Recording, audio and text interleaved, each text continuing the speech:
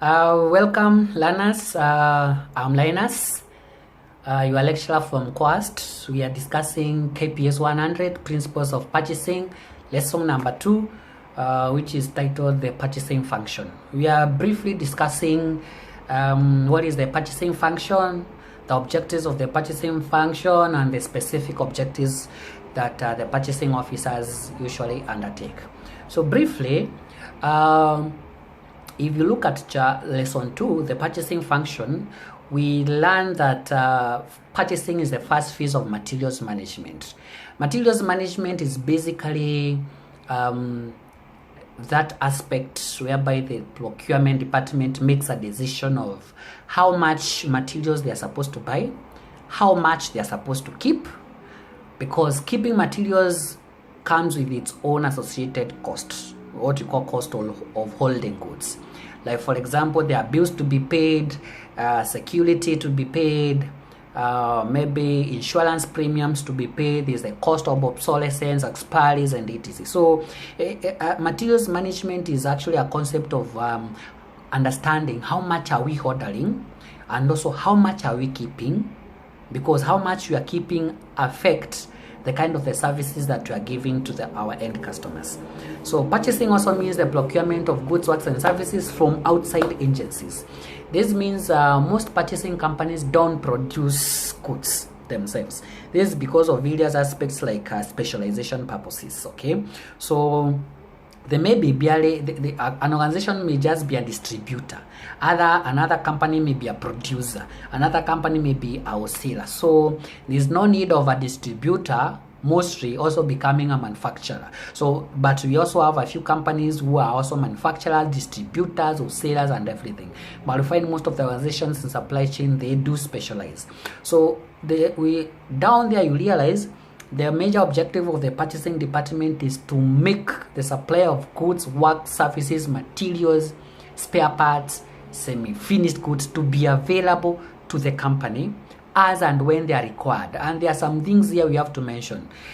These goods must be supplied at the right time, because we have got two kinds of customers in an organization. We have internal customers whom we call internal users, and we also have the external customers. Okay, so availing these products at the right time, or availing this supply of materials at the right time, affects so many processes along the supply chain. For example, the production department may be waiting for supply of raw materials to kickstart the production processes. So if there's a delay of bringing in raw materials, then the finished goods will not be manufactured on time, and this is going to affect how materials moves along the supply chain. So availing the product at the right time is important. Number 2, making sure that the products are of the right quality. It's important. No customer want to buy products that are not of the right quality. The right quality items, they affect the quality of the finished product. If they are raw materials, they should be of the right quality, because if you buy raw materials that are not of the right quality, then you can't expect to produce finished product that are of high quality, and the customers will not be satisfied. Okay. Number 3, these materials that an organization is buying, they must be supplied within the required quantity. Meaning, you can't pay more as an organization expecting to get like 1,000 pieces of items, hence you end up getting 500. You'll have paid more money than the quantity you've asked for. So, receiving the quantity that you have paid for assures that you have not lost your money along the supply chain. The second paragraph there talks of the purchased items should be of the right quality, desired quantity, and availed at the right time. Timing is important, quality is important, quantity is important, but the whole idea, this should be an element of cost saving. As you make buying decisions as a procurement officer, one day you are going to be a supply chain officer, procurement officer, always ask yourself, where can we get the same high quality items of the same quantity at the right time, but which can be offered at a much lesser cost? Because one of the main goals in supply chain is to reduce costs, because actually cost affect the company's turnover at the end of the day. Okay, So there's another definition of purchasing, is the procuring of materials. Purchasing is the procuring of materials. To procure means to acquire. To procure is to buy. To procure is to go out to those vendors or suppliers who make certain kinds of materials, ask of their prices, ask of their specifications, ask of their quantity. Then these materials can be availed to the organization. There's a guy called Walters in supply chain. He defined purchasing function as the procurement of proper materials, procurement of machinery, procurement of equipments for storage or to be used in the production processes. So basically, procurement can be termed as the act of purchasing, acquisition of goods, works, and services. And when you talk of goods, works, and services, we mean goods are tangible that may not require a lot of professionalism when somebody is actually going to buy them. Works may require a lot of professionalism because maybe we need people who have got the skills, who have got the knowledge, the education. For example, if you're going to, if I give you 1,000 shillings to go and I sent you to go to the market to buy onions, it doesn't need degree to go and buy onions. Just look at the quality, the quantity, the size. So this is what we call acquisition of goods. Acquisition of works is like whenever, for example, you want to put up a building. So you have to call some engineers to do the drawing, to do the foundation, designing the house. So acquisition of goods is an easy task that can be done by anybody. It doesn't require a lot of specialization. Acquisition of works requires skills, requires knowledge, requires a bit of experience. And we talk of purchasing as acquisition of goods, works, and services. So services are intangible, that is it. But whenever they are offered, you can actually be able to confirm if you can be able to gauge the level of satisfaction that you've gotten as a company or as an individual. For example, you've contracted the company A to be offering cleaning services. So when they offer the cleaning service is intangible, but when the service is offered, you can actually be able to gauge if the cleaning has been done perfectly or maybe the cleaning is not done perfectly. So that is it. So there's another statement there talking purchasing is an operation of market exploration. So when you talk of purchasing is the operation of market exploration. To explore market is to move outside. To explore market is to go to various suppliers. To explore market is to go to various wholesalers, various distributors, finding out their qualities, finding out their quantities, finding out their specifications, finding out how they distribute, finding out their lead times, so that you are able to narrow down to this one reliable supplier who is going to give you those services that you want. Okay, so you're talking of market exploration. To procure is to buy, to purchase, to acquire goods and services of desired quality and etc. So there's another statement down there. Purchasing is in an enterprise has now become a specialized function. Why has purchasing become a specialized function? Because not everybody can buy. That is what you always say in supply chain. If I give one person 1,000,000 shilling and another person another 1,000,000 shilling, and I sent them to buy the same kind of a product, one person is going to bring back a product that is faulty, not quality, not of the right specifications, and the other person is going to bring in a product that is of high quality, right specifications, durable, and etc. That is what we mean by saying purchasing has become a specialized function, because not everybody can buy. We need people who have got the skills, who have got the knowledge, who have got the experience, people who can go to the market and explore, benchmark, find out the durability of items, find out how much cost they can actually be able to save.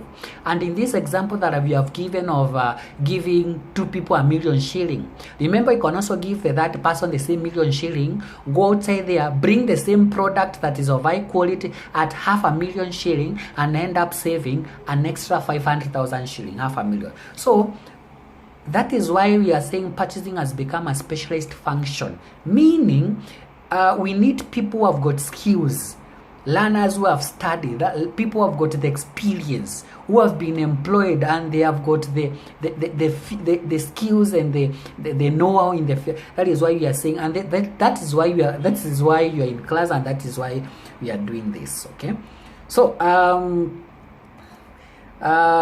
what is the importance of purchasing? Okay, so the first statement there, purchasing function provides materials to the factory without which wheels of the machines cannot turn. That basically means purchasing it's such an important department within an organization. It links the organization with the suppliers who are outside. Okay, so this purchasing function has to be really critical, has to be aided by professionals, has to be aided by people who have got the experience, who understands why the availability of raw materials at the required time is so much important, and why purchasing the materials of the right quality, why it is so much important. And also these professionals should also understand why saving cost in supply chain is also so much important, because what you get from a particular supplier A doesn't mean is what you are going to get from another supplier B. So one of the function of the purchasing department is to make supplies or to make materials available when they are needed. The second point talks of a 1% savings in material cost is equivalent to 10% increase in turnover. This means the profits of the company at the end of the year are dependent on many factors, or are dependent on many departments within the organization. And in this case, the purchasing department or the procurement department is also one of the most critical factors, because this is a department that is known to be the biggest department that spends actually some of the biggest expenditures within the organization. So if we spend so much money buying materials which that company could have bought at a lower cost, then the profits at the end of the year are going to decrease. And if you buy the same materials at the most affordable cost while maintaining high quality, it means at the end of the year, the profits are actually going to be a bit high.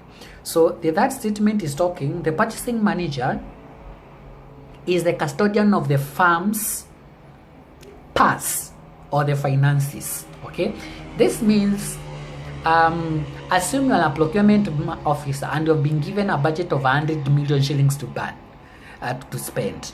Okay, so are you going to spend this money because you have been given the money to spend? You have been entitled to be the one in charge of the expenditure of this money by the board of management?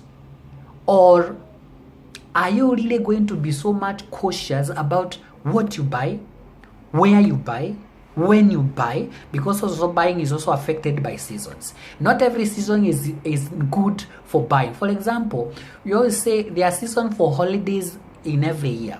When you buy when people are going for holidays, you are likely to buy at much more expensive cost. So sometimes you can time the seasons and find out which season can we buy, save money, hold the goods for a short period of time before that season comes when we might be needing those materials.